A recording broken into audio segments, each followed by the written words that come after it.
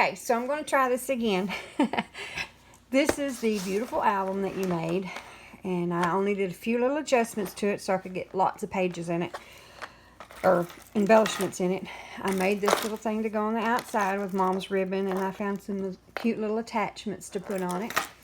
But what I did for the outside, I took the post out of it, and I put these grommets on it, and I put rings in it.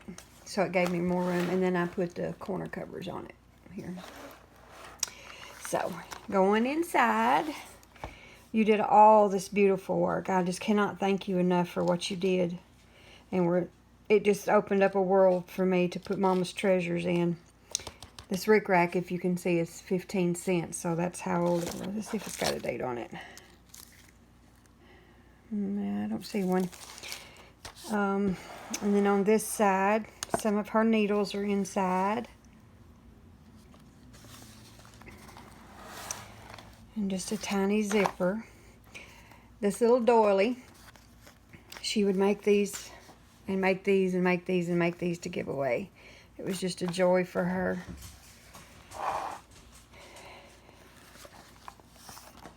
And this is my beautiful mama. I don't know if you can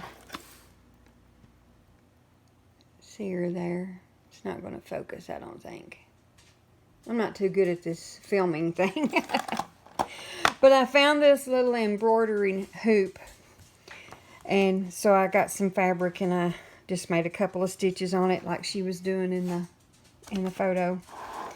And this is some of her embroidery floss. Home is where your mom is. These were some patterns, of course. No, let's see. This was from the workbook. Yeah, this was from the workbook. Back in 1954. I'll put that in there later. Let's see what else is in here. Anything? Oh yeah, some more of her patterns of stitching and things. And then I just added some of her trim here on the side. Here again is my mama. This was in 1956, I want to say. She made that dress. And here she is, of course, years later. Still beautiful. This was her receipt from getting her ruffler machine. And her first serger, I believe it was back in 1989. It was $784 then. She saved and saved and saved for that. So excited. This is patterns of butterflies that she would cut out of felt and put lace around and layer them and put magnets on the back and make refrigerator magnets out of them.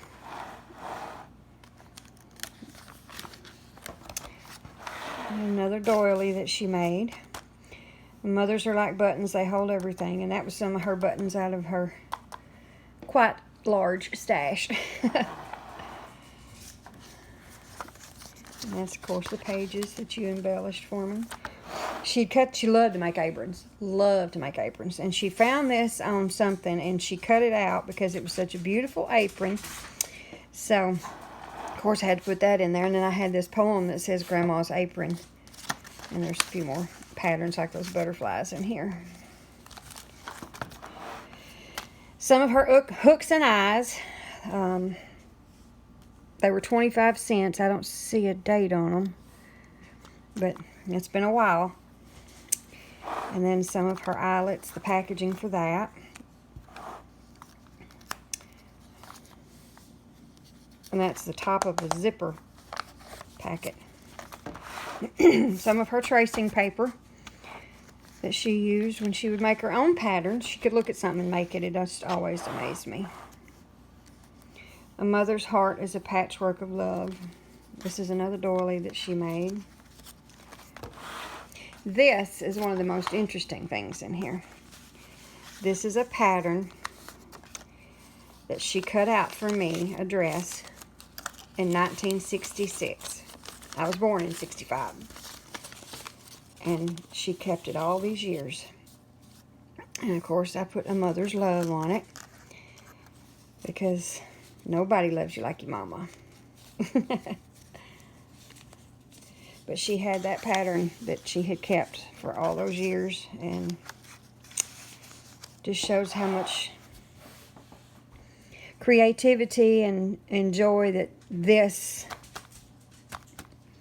would have given to her could she have seen it finished. Of course, the last 2 years she wasn't really aware of anything, but just knowing that she loved the art of sewing and crafting, and that she kept that pattern all those years in her prized possessions was wondrous to me. She made this flower out of ribbon. She stitched it somehow and pulled it, and it made a flower.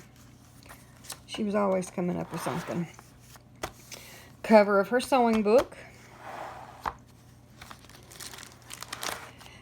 Stamps. I don't know if y'all ever did stamps, or if you remember doing stamps. You're probably not even old enough for that.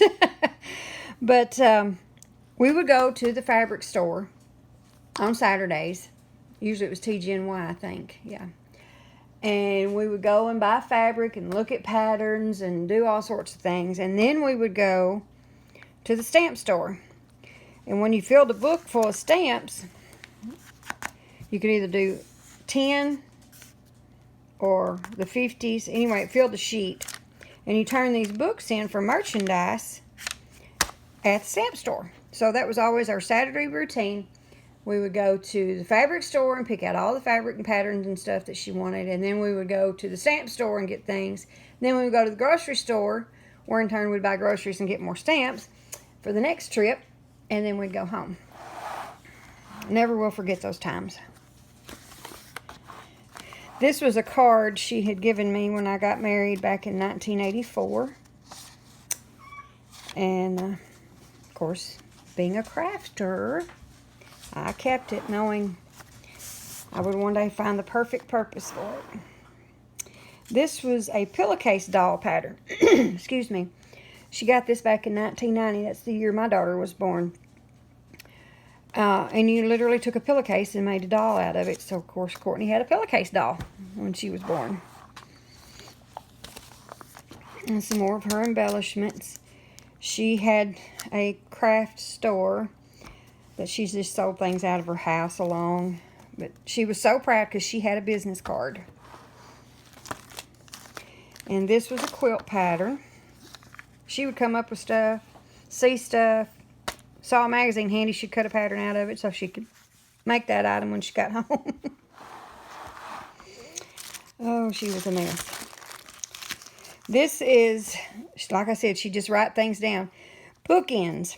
Salt boxes filled with sand through the spout. Tape the spout down. Turn the upside down.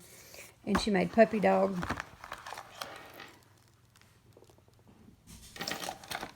Bookends. And, of course, you can never replace their handwriting, right? And there again is my mama. This was the picture we used on her funeral announcement. Whatever. I can't think of it right now, but that was the picture we used. Another one of those loops and some more patterns of hers for embroidering.